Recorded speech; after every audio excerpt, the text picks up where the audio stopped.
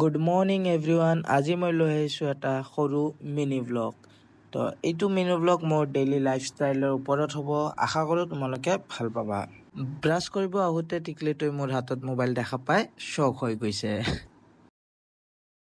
Brush কৰি গাইছ আমি ৰেডি হৈ গ'লোঁ আমাৰ মিল খাব, যিহেতু আমি খাম এতিয়া কেলগছ, বেলেগ একো ঘৰত খাব নাপালোঁ।